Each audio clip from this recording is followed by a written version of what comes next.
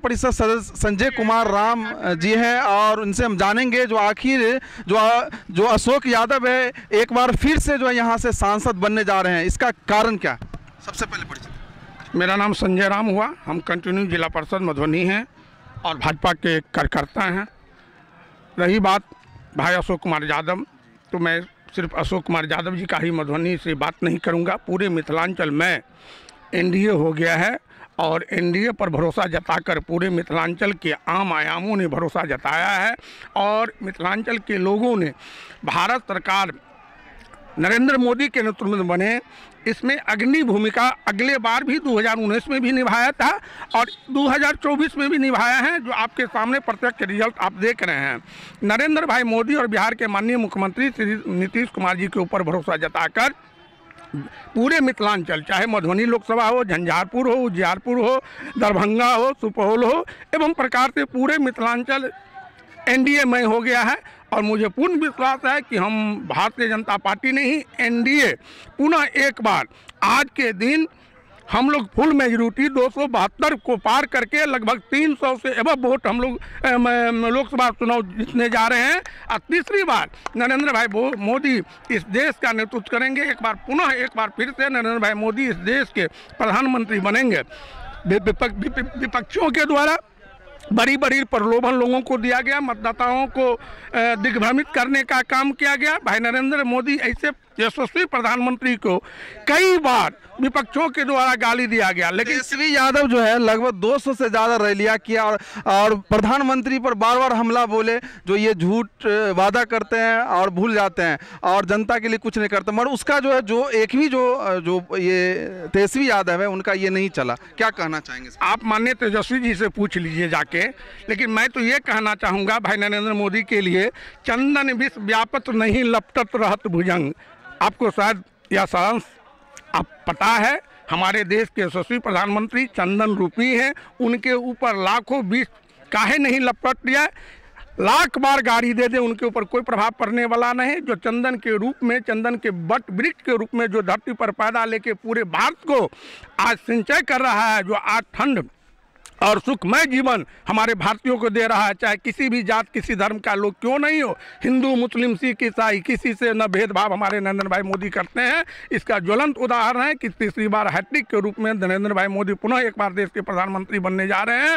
रही बात बिहार के विपक्षियों का, तो बिहार के विपक्षियों में जो भी लोग हैं जिनका आप नाम ले रहे हैं, उनसे जाकर पूछ लीजिए कि उनकी हालत आज क्या है। गाली देने से जनता को आप जो है दिग्भ्रमित नहीं कर सकते हैं। जो काम करेगा, हम काम करेंगे तो मजदूरी जनता मुझे निश्चित रूप से देगी। तो एनडीए की सरकार काम किया है, हर वर्ग के लिए काम किया है, महिला के लिए काम किया है, युवा के लिए काम किया है, दलित के लिए काम किया है, महादलित के लिए काम किया है, शोषित के लिए काम किया है, सवर्ण के लिए काम किया है। ऐसे काम करने वाले की कभी हार नहीं होती है।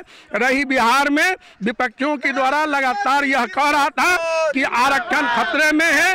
जब पुनः एक बार देश के प्रधानमंत्री अगर नरेंद्र मोदी जी बनते हैं तो आरक्षण समाप्त कर दी जाएगी। मैं आज इस शुभ घड़ी में आपको आपके चैनल से हिंदुस्तान के आम आयाम के साथ साथ बिहार के आम आयाम को बताना चाहता हूं कि जब तक देश में नरेंद्र भाई मोदी रहेगा, आरक्षण को कोई माय का लाल नहीं है जो छू सकता है। बीजेपी जो है अभी जो 240-42 पर चल रहे हैं अकेले, और ऐसे में जो मनोज झा ने दावा किया जो नीतीश कुमार है वो हमारे साथ आ रहे हैं, उस पर क्या कहेंगे? मनोज जी बहुत बड़े लोग हैं, राज्यसभा के भी सदस्य हैं, विपक्षी दल के बहुत बड़े नेता हैं, हो सकता है, लेकिन वह जो है ख्याली क्या कहते हैं, वो जो है तो मुंगेरी लाल का सपना देख रहे हैं।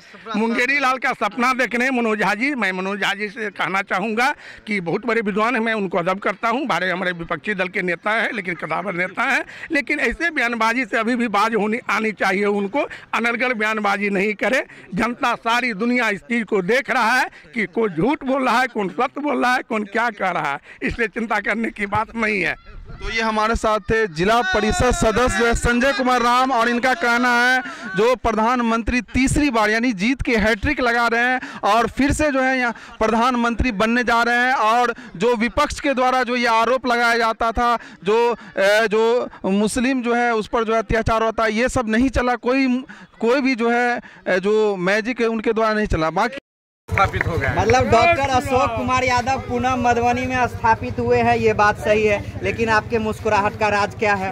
मेरे मुस्कुराहट का राज ये है कि पूरे मधुबनी का जनता आज खुश है, पूरे हरलाखी का जनता खुश है, जिस तरह से प्रचंड बहुमत मिला माननीय नरेंद्र मोदी जी को। और क्या तेजस्वी जी के लिए कुछ कहेंगे? तेजस्वी जी का जमाना गया, फूट गया लालटेन, जल गया तेल, न बखियर मिलता है न बिजली मिलता है। नरेंद्र मोदी जिंदाबाद। जीत की बहुत बधाई आपको। जीत की बधाई मधुबनी की जनता की है। यहाँ और यहाँ न हिंदू न मुस्लिम, सिर्फ मधुबनी की जनता भाईचारा, एकता और प्रेम के बंधन में अशोक यादव के मानवता और लोकसभा के विकास की देखते हुए अशोक यादव को जिंदगी। जिस तरीके से तेजस्वी यादव बार बार हमलावर थे, प्रधानमंत्री मोदी पर भी थे, उस हिसाब से जो बिहार में जो है बहुत पीछे रह गए आरजेडी। आज तक बिहार में देखे हैं कि बाप और बेटा कभी मुख्यमंत्री बना, इतिहास साक्षी है, बताइए। और यह सपना साकार होने नहीं जा रहा है। तेजस्वी यादव भूल जाए, अपने सपना को भूल जाए कि मेरा बाप बना मुख्यमंत्री, मेरा बाप बना मुख्यमंत्री, मेरी माँ बनी मुख्यमंत्री और मैं भी बन जाऊंगा मुख्यमंत्री। इस सपना को तेजस्वी यादव भूल जाए। यह सपना तेजस्वी यादव को साकार होने नहीं जाएगा। क्या कमी रह गई एनडीए में जो 400 का जो दावा? ये सब ऐसे ही राजनीति नारा होता है और कोई कमी नहीं है। अगर कमी रहता तो मैं सरकार नहीं बनाता। मैं सरकार बना रहा हूँ, मैं फुल मेजॉरिटी से हूँ, पूर्ण बहुमत से हूँ, मुझ में कोई कमी नहीं है। अगर मैं कमी से रहता तो जनता हमारे साथ नहीं रहती। आज शेर अशोक, रामप्रीत मंडल, नित्यानंद राय, क्या कहते हैं, दरभंगा परिधि ठाकुर, सारा मिथिलांचल का हृदय स्थली, वहाँ हमने खूंटा गाड़ के जीत रहा।